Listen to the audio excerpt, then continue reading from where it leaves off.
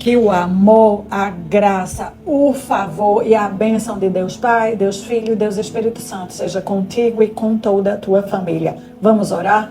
Espírito Santo de Deus, nós precisamos do Senhor, precisamos da tua pessoa, precisamos da tua presença, precisamos da tua sabedoria, precisamos do teu poder. Por favor, Senhor, abre os olhos do nosso entendimento para compreendermos as maravilhas que o nosso Pai deixou para nós nas Escrituras Sagradas. Traz as respostas que cada família tem colocado diante do teu altar. Ouve o nosso clamor, ouve as nossas orações, o nosso jejum, as nossas petições. Estamos clamando, Senhor, por cura, salvação e libertação para nós, para as nossas famílias. Liberta as famílias que estão sofrendo com as dívidas. Liberta as famílias que estão sofrendo com os vícios.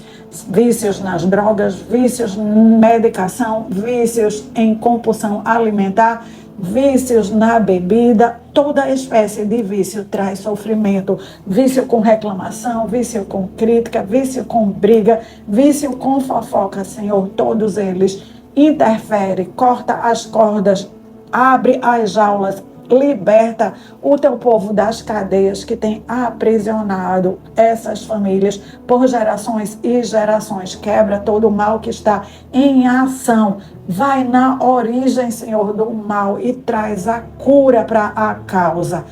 Fecha as brechas, Senhor. Nós estamos como intercessores pleiteando por nós, pleiteando diante do Senhor, diante do teu altar. No teu altar existe resposta.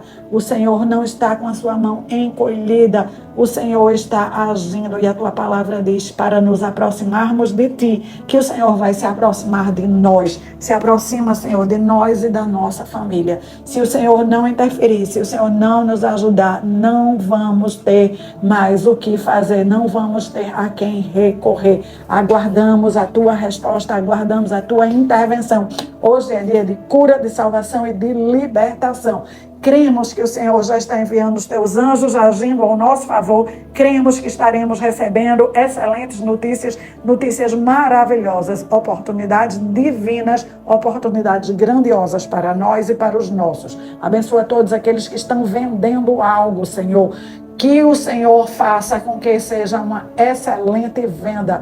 Todos os negócios que estavam sofrendo contra-ataque, que estavam sofrendo oposição, que estavam sendo retidos, que o Senhor remova os bloqueios e que eles sejam finalizados, que eles sejam concluídos, que eles sejam executados. As pessoas que estão comprando algo, que elas possam fazer as melhores escolhas e comprar da melhor forma possível. Que o Senhor esteja agindo em cada família, em cada necessidade. Aqueles que estão precisando de um trabalho novo, de uma ideia nova, de uma ação nova, que o Senhor traga o teu mover, a tua ação, a tua direção, contribuindo com essas famílias.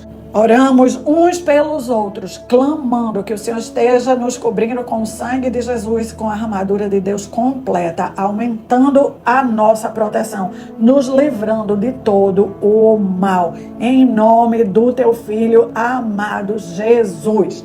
Meu querido irmão, minha querida irmã, foi Deus que lhe trouxe a este canal. Já deixe o seu legal como forma de contribuição e também de trabalhar para expandir o reino de Deus. Estamos num propósito de 21 estudos. Hoje é o 16º estudo. Nesse estudo vamos ver a importância de recorrermos à sabedoria de Deus e de buscarmos conselho. Este propósito de 21 estudos é inspirado no livro O Seu Dinheiro, de Howard Dayton, do Ministério Crown, um ministério especializado em ajudar pessoas, famílias a se verem livres das dívidas. O estudo nos diz que há um contraste entre o que a sociedade apregoa, grita, ensina, estimula e o que as Escrituras nos instruem. A sociedade fala que nós devemos contrair dívidas, que devemos comprar o que queremos e pagar depois, que não há problema em parcelar, em entrar em financiamentos. As Escrituras Sagradas falam a vontade de Deus. O Senhor deseja que os seus filhos sejam livres para adorá-lo e servi-lo, que estejam apenas comprometidos com Deus e que não fiquem angustiados, preocupados, aprisionados às dívidas e aos credores. É por isso que Deus desencoraja completamente o endividamento.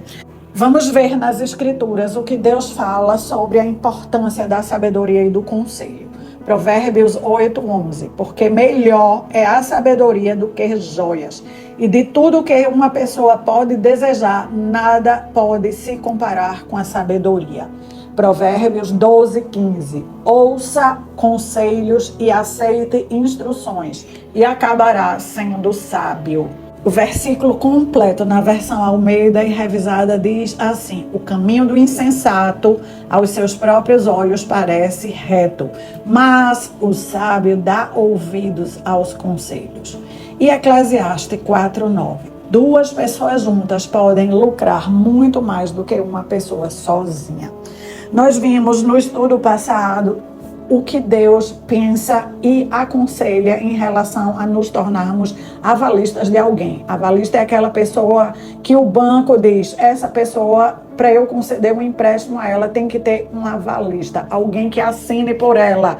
Isso quer dizer o quê? Quer dizer que se a pessoa não conseguir pagar o financiamento, não conseguir pagar as parcelas do empréstimo, o banco aciona o avalista e o avalista é responsável pelaquela pessoa. O avalista é como se dissesse ao banco, pode emprestar o dinheiro que eu me responsabilizo. E ele realmente, perante a justiça, precisa se responsabilizar.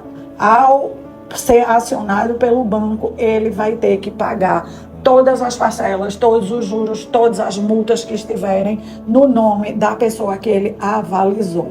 O casal Hitchcock, que estamos estudando no livro, procurou a ajuda de Howard Dayton e sabiam que Howard Dayton tinha estudado o assunto sobre finanças. Sempre que eles tinham alguma necessidade nova, eles recorriam para buscar auxílio. Aconteceu, sim, mais breve do que eles pensavam, uma nova necessidade. Eles já estavam bem encaminhados no sentido de se verem livres das dívidas, quando o irmão da esposa se mudou para a mesma cidade que eles e pediu que eles fossem o avalista deles para que eles pudessem comprar uma casa financiada. Eles iam avalizar o empréstimo da casa própria. Eles ligaram para Howard Dayton, explicaram a situação e perguntaram o que eles deveriam fazer. Howard Dayton prontamente mostrou para eles os versículos do estudo anterior, que são as orientações que Deus entregou para os seus filhos, para todos nós, em relação a se tornar avalista de uma dívida de quem quer que seja. Quando eles viram nas Escrituras e leram com os próprios olhos o posicionamento de Deus, eles não tiveram nenhuma dúvida que deveriam seguir as orientações de Deus. Foi super desconfortável dizer ao cunhado e à irmã da esposa que ele não ia ser avalista naquele empréstimo.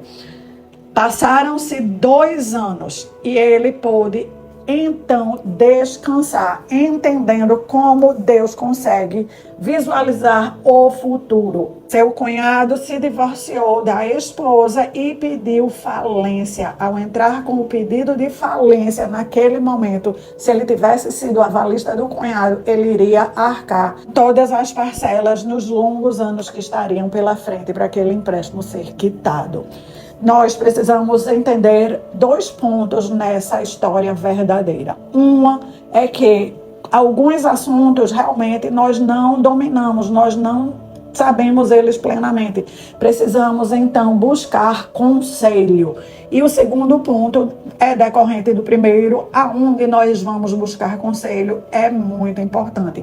As fontes que o autor recomenda para buscarmos conselho são, a primeira de todas é, sem sombra de dúvida, as Escrituras. Muitos assuntos, as Escrituras, elas abordam eles de forma clara e de forma específica. E as Escrituras são os nossos maiores aliados.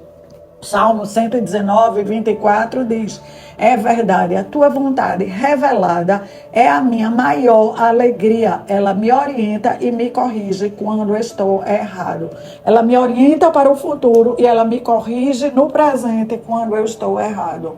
Com o advento da internet, com o advento do Google, se tornou muito fácil pesquisar as escrituras. Antigamente, nós tínhamos que ter várias versões de Bíblia, dicionários bíblicos e livros de estudo se quiséssemos aprofundar um assunto. Agora, podemos botar lá, empréstimo, escrituras, empréstimo, o que a Bíblia fala, empréstimo, versículos bíblicos. E o Google vai trazer várias opções de versículos para nós. Vamos lendo um após o outro e permitir que o Espírito de Deus vá falando ao nosso coração.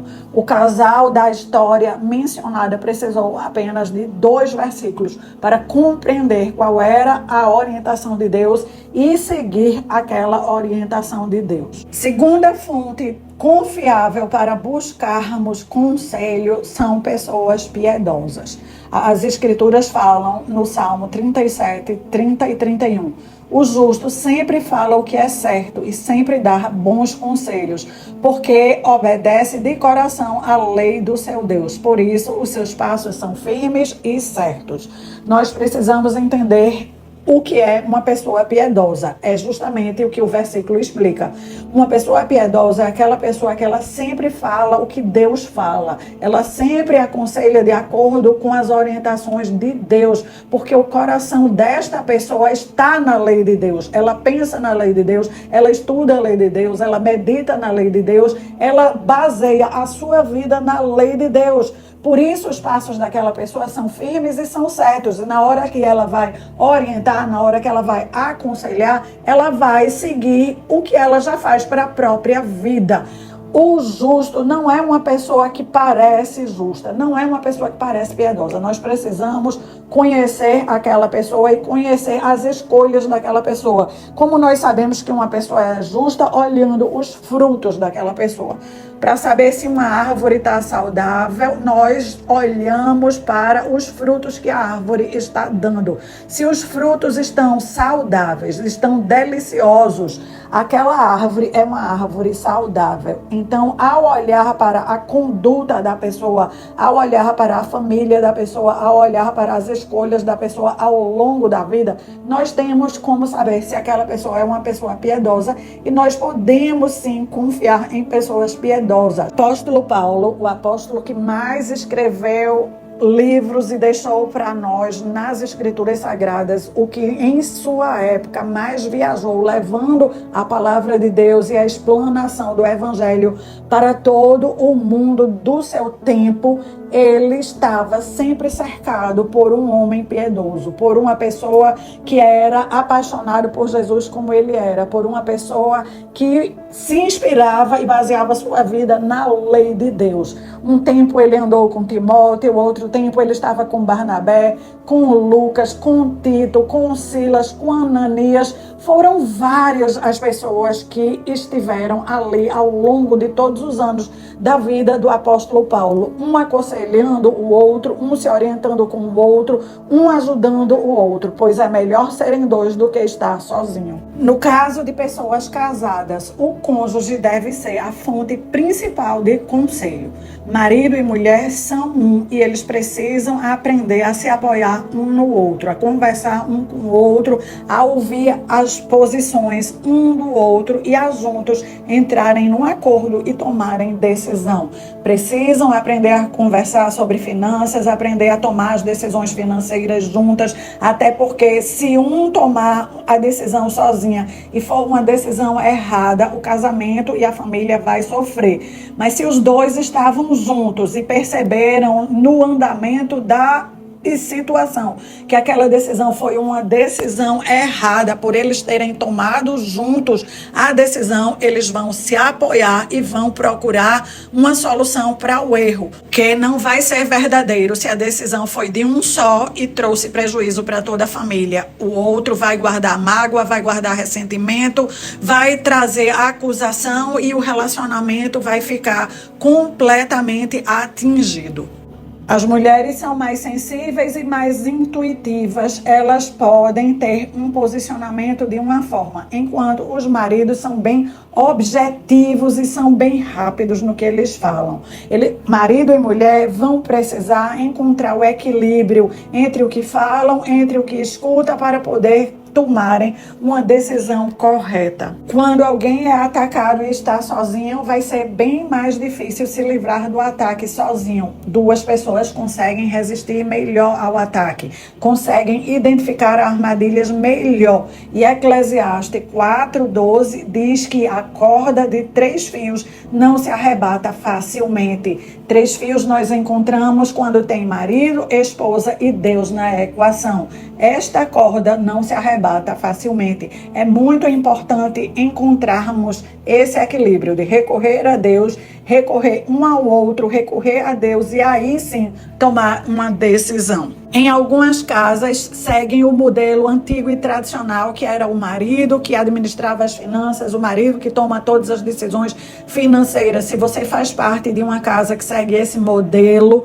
ele não está completamente errado, mas com habilidade, com oração, comece a transferir para o seu marido a importância dele compartilhar, dele se abrir, dele dividir as decisões. Numa casa onde o marido consegue dividir as decisões, manter a esposa informada, manter a esposa instruída, ele está preparando aquela casa para os anos do futuro, que nós não sabemos o que pode acontecer. Mas o autor do livro, Howard Dayton, conta uma história verídica que aconteceu com os seus pais.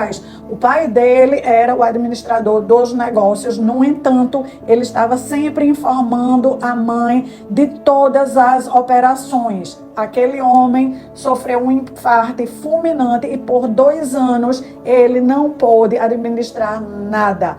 Como aquele marido mantinha a esposa bem informada, ela teve capacidade de assumir a administração com êxito e com sucesso, e a família não sofreu ainda mais. Tem também um caso muito perto de mim que aconteceu há poucos anos.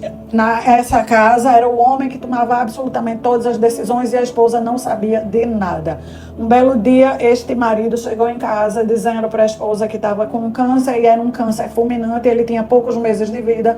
Ela precisava engolir a dor do câncer, porque naqueles poucos meses de vida ele precisava ensinar para ela a fazer os pagamentos, a fazer toda a movimentação com as contas do banco, a entender os negócios dele, de onde vinha o dinheiro, para onde ia o dinheiro, porque ela ia precisar daquele conhecimento quando ele partisse dessa vida. Este homem, ele teve uma visão de águia, ainda que foi no finalzinho da vida, ele teve uma visão de águia e ele conseguiu transferir para a esposa em tempo toda a administração. Ela ficou desesperada, queria que ele cuidasse do câncer, que ele se salvasse, mas ele era médico, ele já tinha visto muitos tipos de câncer, ele sabia que o tipo que ele tinha não havia ainda na ciência quimioterapia, radioterapia, nenhuma terapia que o salvasse. Ele estava garantindo que a família não naufragasse quando ele viesse a óbito. Quarta fonte segura para recorrermos a conselhos é buscar os nossos pais. Ainda que os nossos pais não sejam cristãos, eles têm anos de caminhada na nossa frente. Eles nos conhecem melhor do que nós mesmos. E a palavra de Deus, ela atribui a eles uma autoridade sobre nós. É uma autoridade espiritual, sobrenatural, que Deus honra. Provérbios 6, do 20 ao 22. Filho meu, guarda o mandamento do teu pai e não deixe a instrução da sua mãe. Quando caminhares, isso te guiará. Deus vai usar os nossos pais para nos orientar. Mas eu quero deixar um alerta para os que já são casados. Entre seguir o conselho dos pais e o conselho do cônjuge, não tenha dúvida. Você precisa seguir o conselho do cônjuge. Gênesis 2:24 diz: por isso deixa o homem pai e mãe e se une à sua mulher, tornando-se os dois uma só carne. Os cônjuges têm prioridades nos pais. Só é para seguirmos os conselhos dos pais se o cônjuge estiver em concordância com aquela orientação. E a quinta e a última fonte é o próprio Espírito Santo. O Espírito Santo se apresenta para nós como um maravilhoso conselheiro. Primeiro, em Isaías 9:6. Ele fala no Salmo 32:8 que vai nos instruir e nos ensinar o caminho que devemos seguir e que debaixo das suas vistas ele vai nos dar conselho.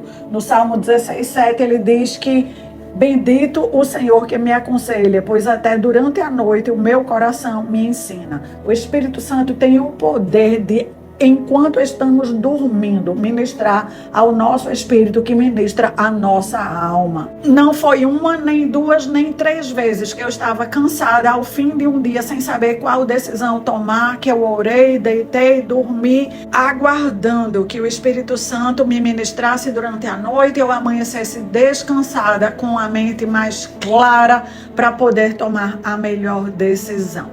Nós podemos e devemos sempre orar e recorrer ao Espírito Santo. A oração é quando nós falamos para Ele os nossos problemas e fazemos as nossas perguntas. Mas nós precisamos também aquietar a nossa alma, fazer baixar o nível da preocupação, da ansiedade, da angústia, das emoções que estão ali tumultuando, para podermos ouvir a instrução clara do Espírito Santo, que vai vir numa voz baixa, numa voz suave. Por isso a importância de aprendermos a aquietar a nossa alma para ouvirmos o cicio suave do Espírito de Deus. 5 fontes de conselho: as Escrituras, pessoas piedosas, o nosso cônjuge, os nossos pais e o Espírito de Deus, entendendo que o Espírito de Deus e a palavra de Deus têm prioridade sobre todos os demais. Em seguida, o nosso cônjuge vem com prioridade, para então ter os nossos pais e uma pessoa piedosa a quem podemos recorrer. Vamos juntas orar e clamar a Deus para que Ele faça com que tenhamos um coração de servo, um coração obediente à sua palavra.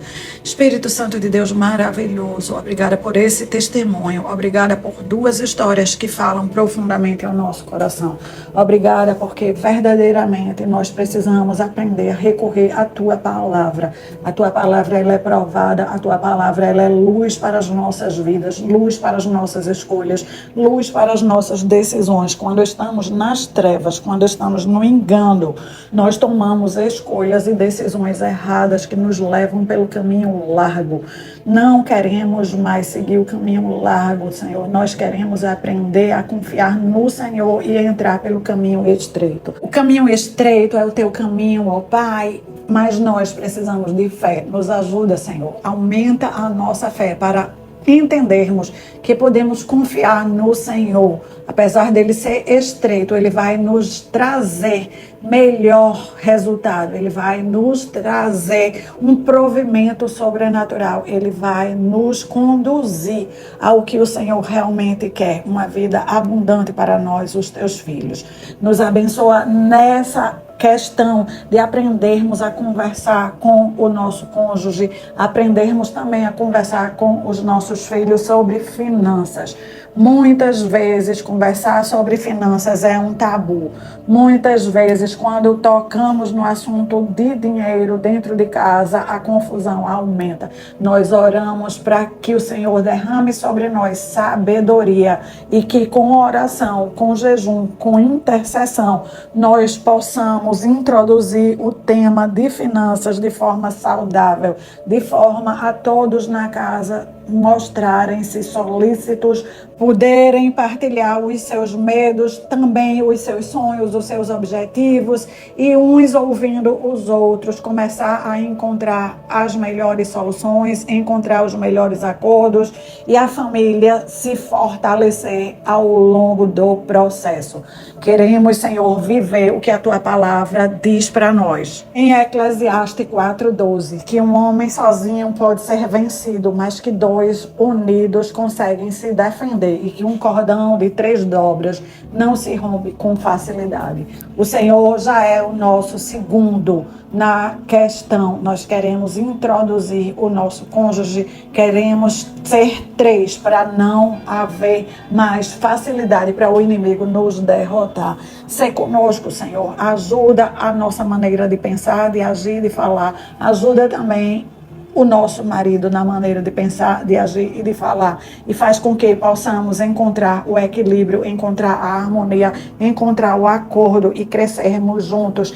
Enquanto os nossos filhos, ao observar e ao assistir, já vão aprendendo para construir a sua família, debaixo de diálogo, debaixo de acordo, debaixo da força de Deus, debaixo da força do cordão de 3 dobras. Nós oramos clamando uma vez mais, como fizemos no início desse estudo, para que o Senhor interfira nas nossas vidas, nas nossas famílias. Visita a nós, visita o nosso marido, visita os nossos filhos. O Senhor sabe exatamente quem está preso aonde. Por favor, Senhor, corta a corda do vício, corta a corda da mentira, corta a corda do engano, corta as prisões, quebra os cadeados, quebra, Senhor, as cadeias, liberta, Senhor, todos, para que eles possam recorrer ao Senhor, para que todo joelho se dobre, que toda língua confesse que só Tu és o Senhor. Nós possamos juntos escolher como Josué escolheu. Eu e a minha família serviremos ao Senhor. Ó Deus lindo, Deus maravilhoso, nós Te amamos, nós Te amamos, nós Te amamos. Te adoramos, recorremos ao Senhor, precisamos do Senhor. Aumenta a nossa fé e entra com providência nas nossas vidas, nas nossas famílias. Na autoridade do nome de Jesus, nós declaramos céus abertos na nossa casa. Nós declaramos que é bem-vindo o reino de Deus, bem-vindo a verdade, bem-vindo o evangelho, bem-vindo as boas notícias do norte e do sul, do leste e do oeste. O Senhor envia os Teus anjos trabalhando a nosso favor. O Senhor envia o agente do destino, o Senhor envia a conexão divina, o Senhor envia as oportunidades, a grandiosidade de Deus para cada casa, para cada família, de acordo com as petições, de acordo com as orações, de acordo com as Tuas riquezas em glória. O Senhor é generoso, grandioso e nós Te adoramos. Aleluia, glória a Deus. Meu querido irmão, minha querida irmã, Deus te abençoe muitíssimo. Pode convidar outras pessoas para estudarmos juntos sobre finanças. Aguardo todos vocês no estudo de amanhã. Deixe o seu legal.